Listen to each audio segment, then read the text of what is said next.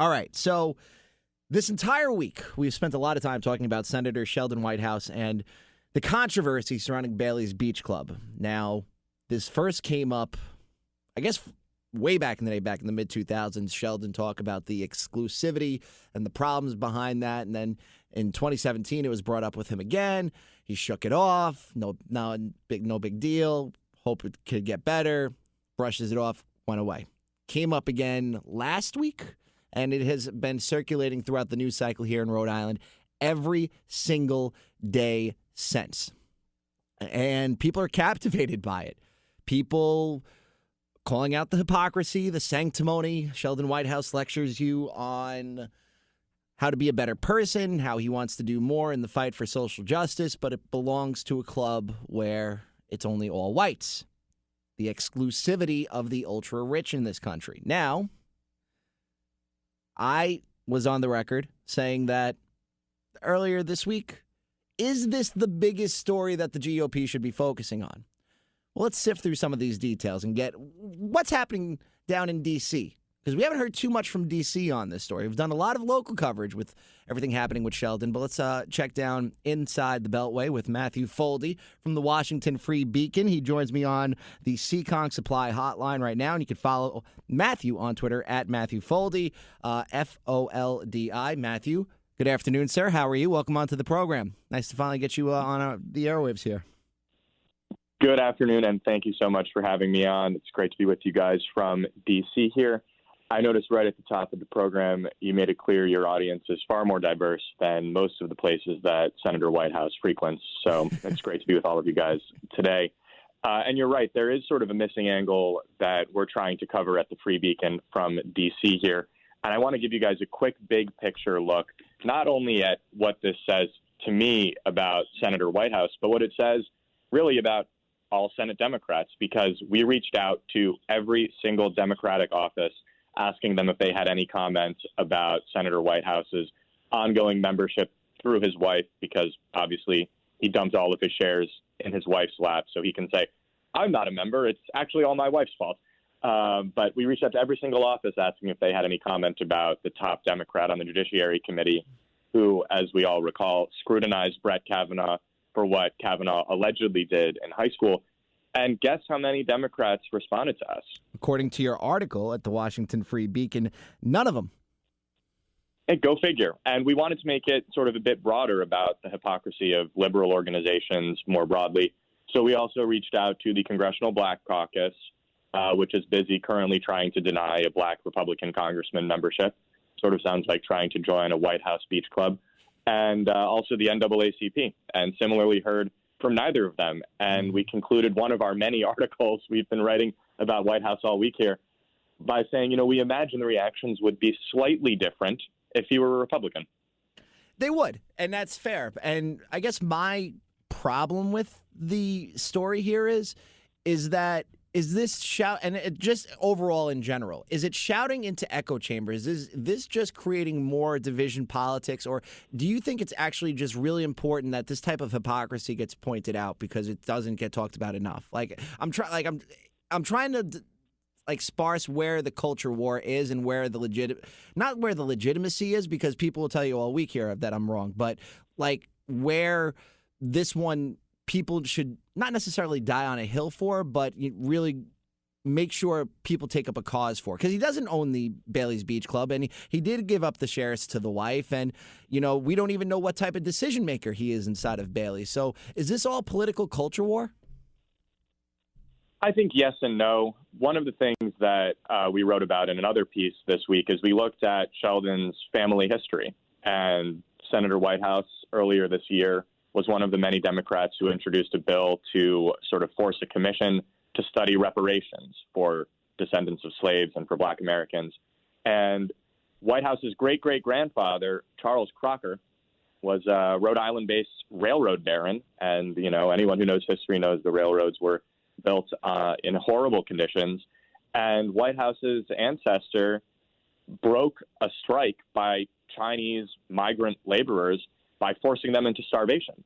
And I think that the idea that Democrats like Whitehouse are sort of in any position of moral superiority to talk about the problems that would force the need for reparations, I'll be asking his office at some point if he's going to be paying reparations to the descendants of the Chinese workers on his great-great-grandfather's railroad. And you know what? I guarantee you he's not going to put up, a single penny for this. So I think a lot of what Democrats talk about is all this lovely theoretical things. But when the rubber meets the road, look at how they actually act. They all talk about the importance of eliminating systemic racism. But one of the other articles we talked about was in Whitehouse's hiring practices, 8 of 8 senior aides in his D.C. office are white.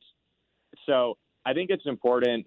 Whitehouse, to me, why I think it's important for me to cover it from here is it's not like, he'll ever lose electorally, but showing the phoniness of these people who crucified Kavanaugh over a high school yearbook. Then, Whitehouse went from there. He returned to his all-white senior staff meeting and probably chuckled about how he thinks he got Kavanaugh for asking, how much he drank as a high school student. So I don't know how much of a difference this is going to make because, unfortunately, it's people like you and me talking about this and not really the mainstream media. Axios. Well, this week it did. I mean, CNN did bring it up this week, and CNN tried making calls to Bailey's Beach Club, and even Bailey's hung up on CNN. So, the Democrats were shunning the home team a little bit, or at least Sheldon was. A little bit, but I think he's an expendable Democrat because, if he ever were to quit, he'd be replaced by your Dem governor with another Democrat. But Sure. But I want to say, though, even though you're right, and the mainstream media is covering this a little bit, they always cover this with a favorable disposition towards the Democrats. And this tweet and article from Axios, another outlet, I think encapsulates it perfectly. They described Bailey's Beach Club as elite. Well, okay, that's accurate. But the problem is, for the whole purpose of what we're talking about, it's elite and doesn't allow minorities in. The infamous statement about its membership from a longtime member was Jews, yes, blacks, no, or blacks, maybe.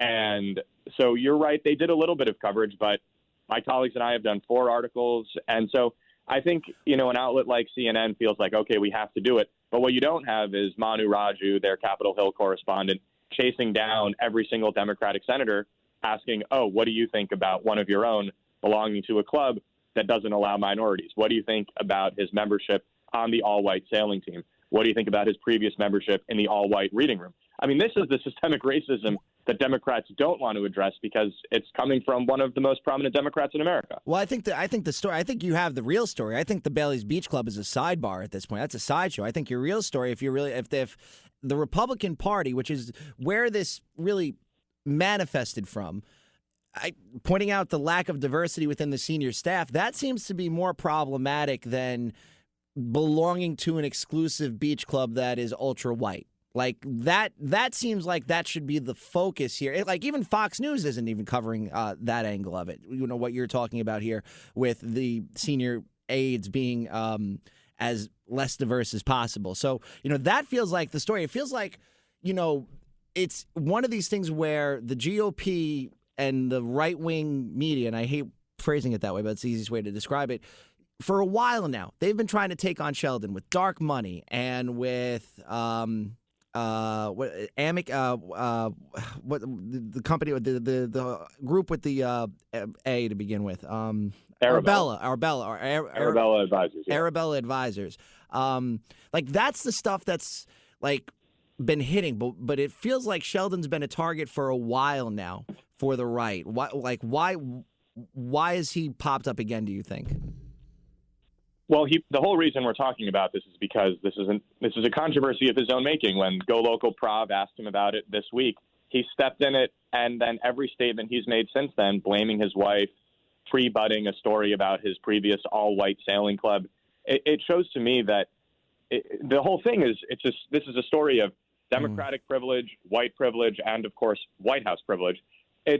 Democrats are totally unscrutinized, and I think he knows that he's not going to be a target for electoral defeat, so he can sit back with his insane posters on the Senate floor, conspiratorial rants about Kavanaugh, about dark money, whatever. So he's totally not ready for prime time when someone asks him a basic question about a club, by the way, that he lives 2 minutes from. He is a 2-minute drive from the house that he's registered to vote at in Newport to Bailey's Beach Club. It's a 0.7-mile trip for him to go down there.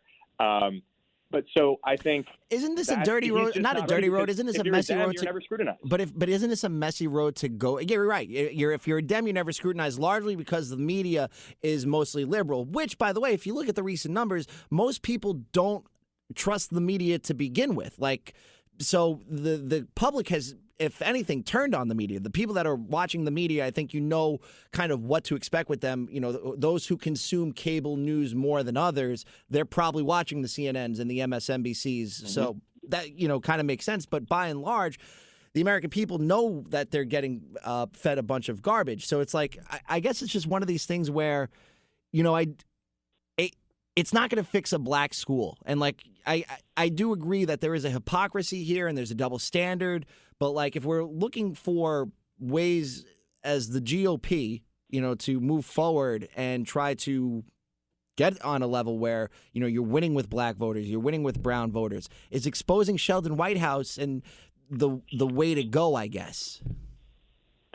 Well, what I would say to your point about the media, my friend Joey Wolfson at Fox, he did an analysis of the media's coverage. MSNBC, ABC, CBS, and NBC completely avoided this, and CNN gave it 5 minutes of coverage.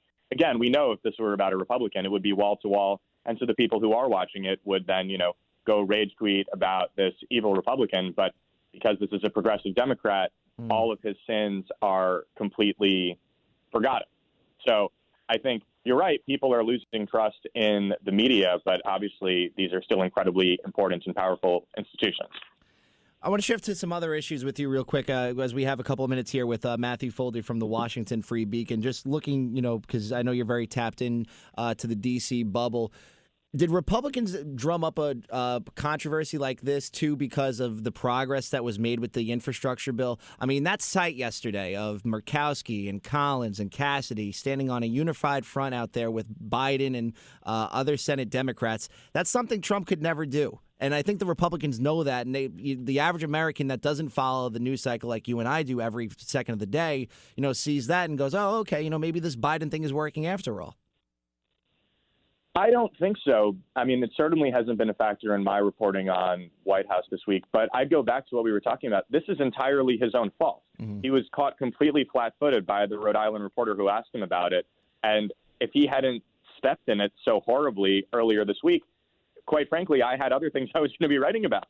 But all of a sudden, he gives us this golden opportunity to remind people what a total fraud and hypocrite he is. So I don't think it has anything to do with anything other than Whitehouse just not being ready for prime time when he gets asked basic questions by local media. I think, this thing has been given legs by his continued insane statements, blaming his wife, acknowledging the all-white sailing club. He steps in it everywhere he's been going with it this week. So I don't think it really has anything to do with that. I think these are, the infrastructure talks and White House are occurring on totally separate wavelengths as far as I'm concerned. But as far as I don't think there's anything to it with that. Yeah. I'm only writing about it this week in particular because he's given me this golden opportunity to do so by his continued completely insane statements that have failed to kill the story. Obviously, we've written 4 articles about it this week alone. And then just lastly, just generally about culture wars in general, again, because you're very plugged in electoral politics in general, and I think people should be following you constantly at Matthew Foldy at the Washington Free Beacon. Is this how politics is won in 2022, though, speaking on this basic level, like trying to point out more so what people are doing in their personal lives that are contradicting what they do on a public level if they're in that political sphere? I don't think so. I think, we saw this last cycle with the importance of the defund the police attack in particular. Voters who are deciding whether they're voting Republican or Democrat don't care how many all-white clubs Sheldon Whitehouse belongs to. And as we've learned, it's a lot. They care about education, public safety, the same things that they always care about. I think we're in the off-year election heading into the midterm. So it's easier to sort of write about these things. But the issues in my mind, as an observer now of elections that are going to dictate it are schools. I think critical race theory is going to be a huge issue next year because Democrats have no idea what's going on in our education system. Crime, we're seeing a huge surge in crime. But trying to think between now and next November what are going to be on people's minds, I'm not sure. I mean, who knows? Like, we never could have seen coronavirus happening. But at the end of the day, if you do an exit poll, even in Rhode Island, how much did Sheldon Whitehouse's membership of Bailey's Beach Club affect your vote today? It's going to be 0 people. And I don't think it should. I don't think this is what people should be voting on. But I do think it's important that when Sheldon is inevitably claiming the moral high ground on any of these issues, whether it's reparations or, as you said, with dark money, he's one of the biggest hypocrites out there. It's important to remember who's talking. And, okay, one of the GOP congressmen, Byron Donalds, who's the member that the Congressional Black Caucus is trying to prevent from joining, he's a newly elected Black Republican, he said that the places they should be teaching critical race theory are actually Sheldon Whitehouse's beach club. So I think at the end of the day, this isn't going to be an issue that moves voters, but it does serve as a helpful reminder next time he's out there on his high horse. Okay, Senator Whitehouse, you're a total phony. Matthew Foldy, again, from the Washington Free Beacon, at Matthew Foldy on Twitter. Read all of the coverage on Sheldon Whitehouse. A lot of interesting stories that go back a while now. You guys are well tapped into everything that's happening here in little old Rhode Island. Who knew that Rhode Island would be so popular within the Beltway nowadays? Well, Tom, you're a great guy, and I look forward to joining you guys again later on. All right, King Foldy, take care, all right? You too, sir. All right. It is 1:25 here on a Friday. If you want to chime in anything on that, 438-9776, 1-800-321-WPRO. We'll take a break, get your reaction to all of this, and I got some other stuff on my mind, too, today. I want to get into this media poll that I was talking about with Foldy. Yeah, you're not watching cable news anymore, but you are listening to the radio.